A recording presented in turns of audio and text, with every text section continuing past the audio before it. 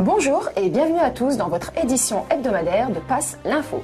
Bonjour à tous. Dans l'actualité nationale cette semaine, nous évoquerons une affaire de checkpoint à l'aéroport, puis nous reviendrons sur une plainte pour non-assistance à personne en danger. Et pour finir, nous dévoilerons les détails d'un palais flambant neuf. Dans l'actualité internationale, nous développerons un sujet sur un autre checkpoint, cette fois-ci en Turquie. Nous verrons également la position du Hezbollah au sujet de la Syrie. Et enfin, discours d'Hugo Chavez à destination de la Russie. Et après quelques brèves, votre rubrique Le saviez-vous, consacrée cette semaine à la Grèce. Nous débutons tout de suite notre journal avec cette affaire de checkpoint en France. Oui, en effet, entre 500 et 600 militants français qui devaient se rendre à Bethléem, dans les territoires palestiniens, ont vu leurs billets annulés par la compagnie aérienne Air France. La mission Bienvenue en Palestine, qui devait inaugurer une école internationale avec la présence d'hommes et de femmes épris de justice, a été mise en échec par les pressions exercées par les autorités israéliennes. Je suis très en colère. On nous empêche d'aller en Palestine alors qu'il s'agissait d'un projet humanitaire. Que l'État israélien considérait que ma présence était dangereuse pour le territoire. Que les atteintes extrêmement importantes portées à la libre circulation, hélas, désormais ne concernent pas seulement les Palestiniens, même s'ils en sont victimes dans des proportions qui sont sans commune mesure avec les nôtres, mais que cela concerne maintenant des militantes et des militants qui cherchent à soutenir, encore une fois de façon parfaitement pacifique, un certain nombre d'initiatives en Palestine, et c'est évidemment absolument inacceptable.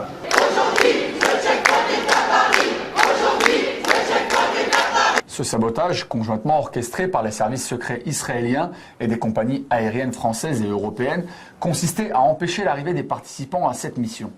Un exemple parmi tant d'autres, il a été prouvé qu'il fallait se déclarer juif ou être porteur d'un passeport israélien pour avoir le droit de se rendre en Palestine.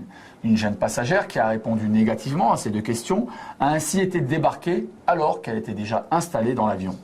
Des plaintes sont en cours.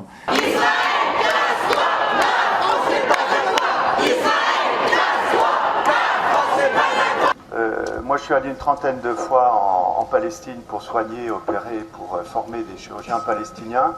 Une fois sur deux, j'ai été bloqué, parfois 8 jours. J'ai dû passer un certain nombre de fois par les tunnels du côté égyptien. Enfin, on a véritablement l'impression d'être dans une république bananière. Et pour ceux qui ont réussi à se rendre en Palestine, regardez un petit peu le comité d'accueil.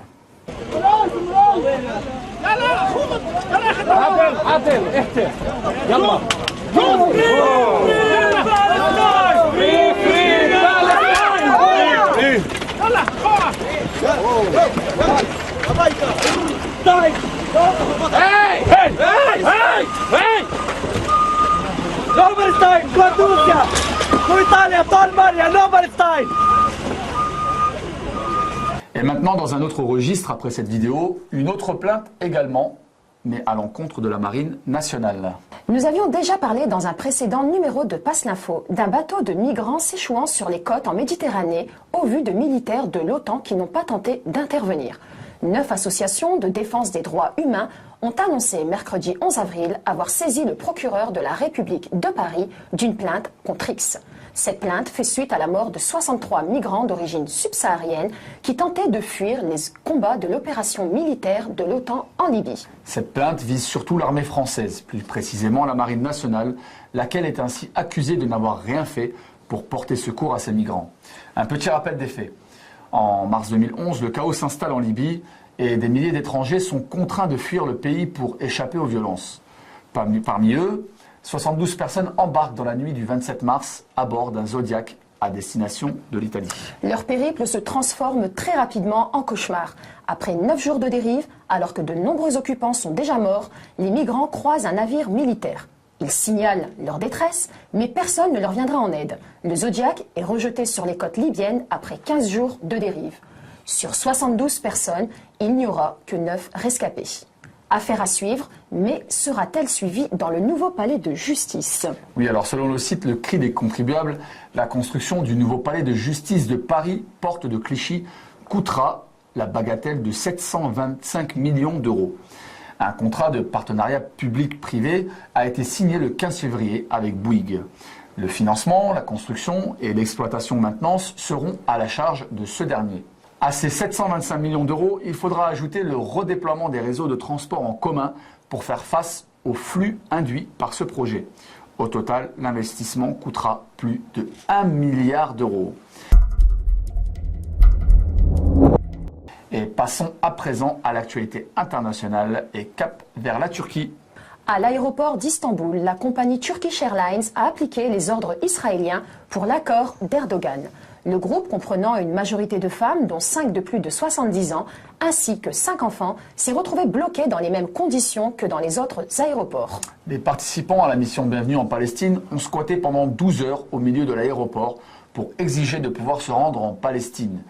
Ils ont dû bloquer le passage du contrôle des passeports pour obtenir un certificat de refus d'embarquement qu'aucun responsable de l'aéroport ne voulait rédiger dans le terminal.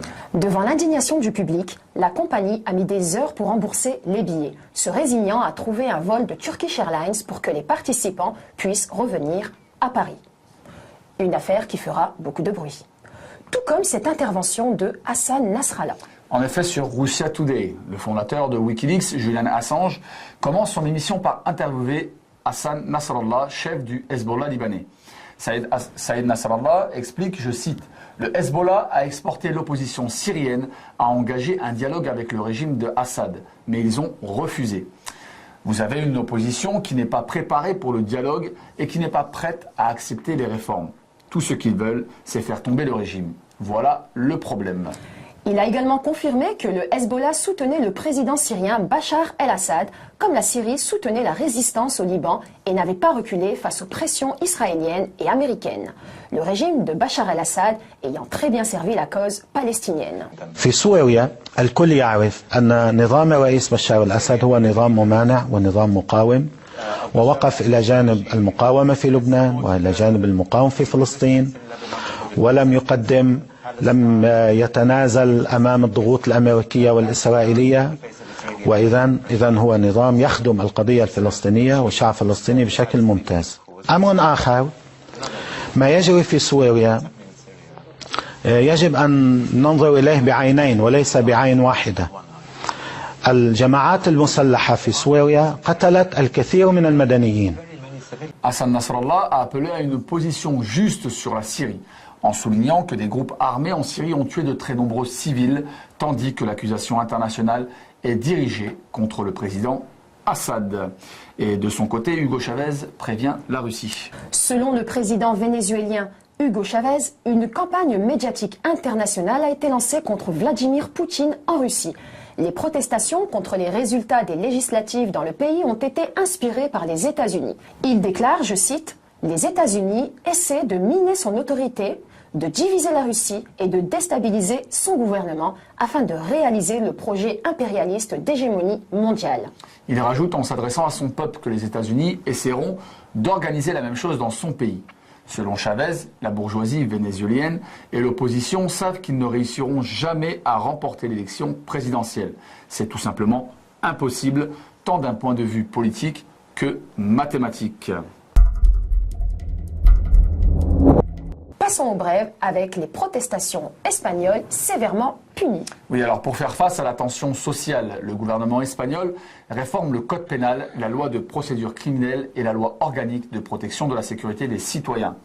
L'aboutissement de ces mesures et de celles du ministre de l'Intérieur renforcera le maintien de l'ordre public.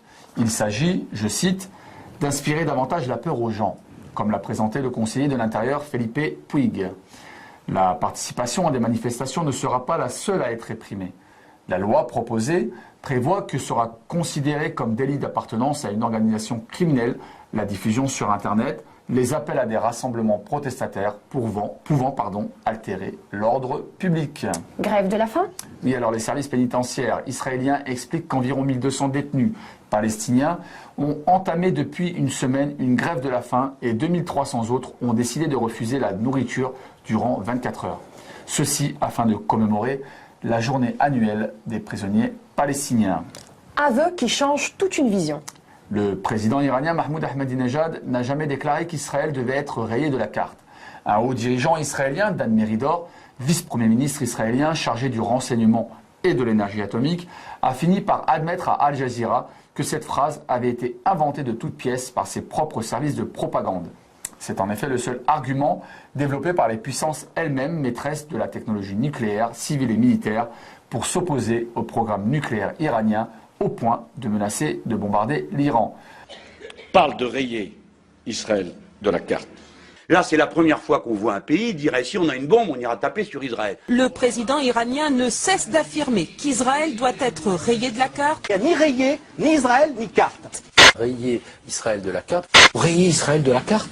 Rayer de la carte l'État d'Israël. On veut rayer Israël de la carte, alors... M. Ahmadinejad avait prédit que le régime sioniste aurait un sort identique à celui de l'Union soviétique ou à celui du Shah d'Iran.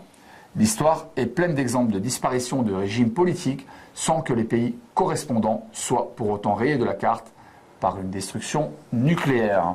Et allons au Qatar à présent, où les locaux d'Al Jazeera ont été occupés cette semaine. D'après Fares News, l'arrivée en France de chefs militaires qataris dans les bureaux a surpris les employés d'Al Jazeera.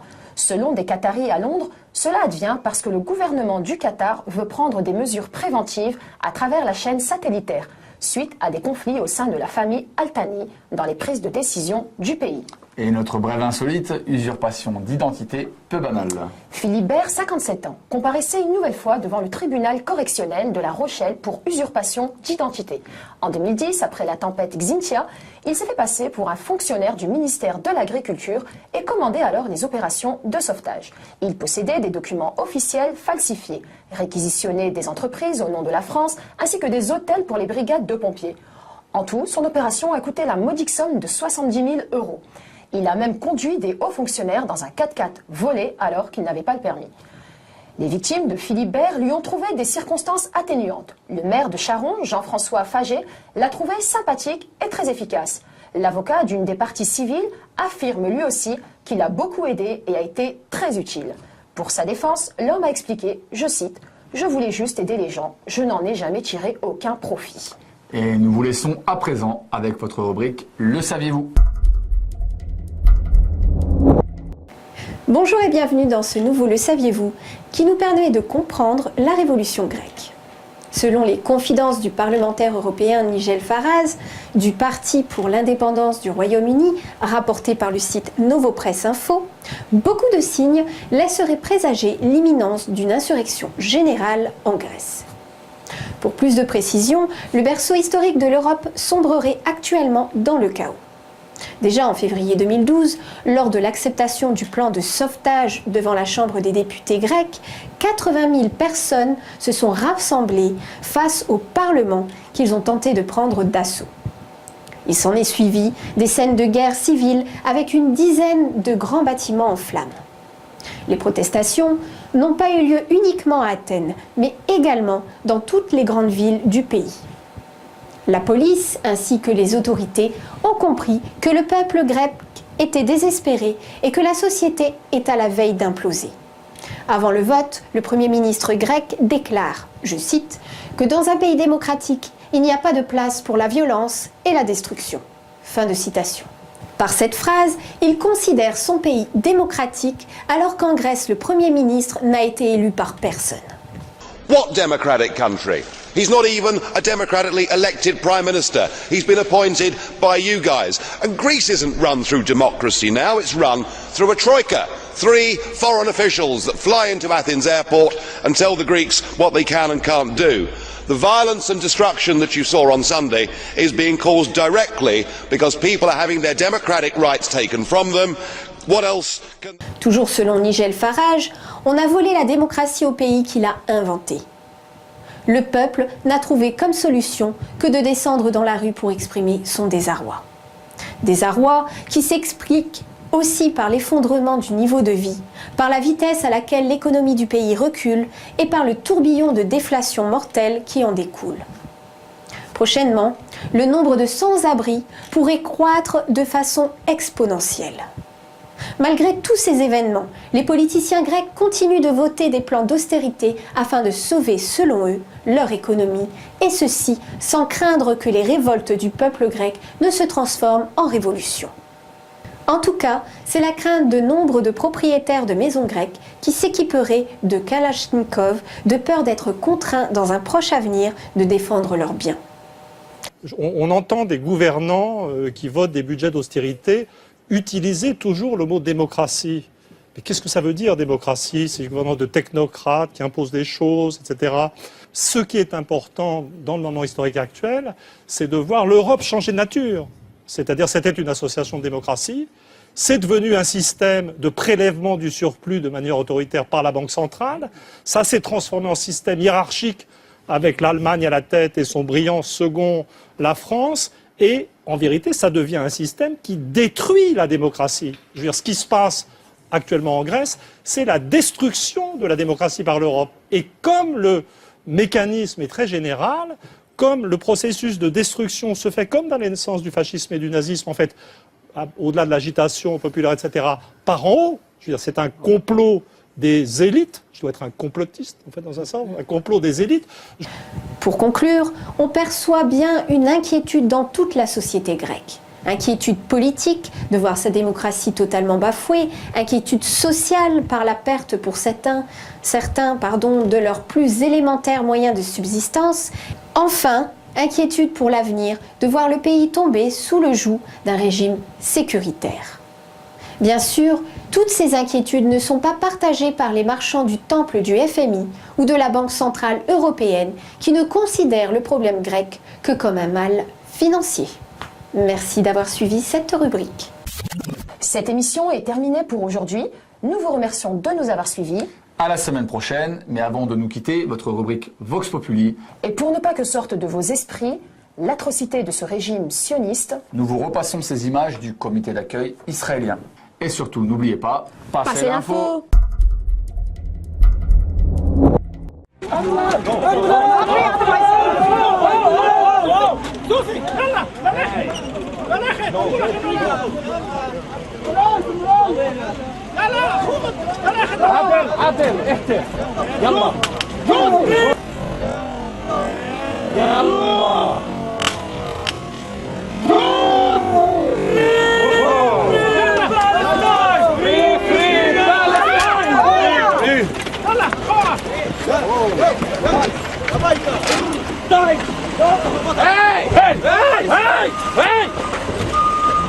Nobody's dying! Go to Russia!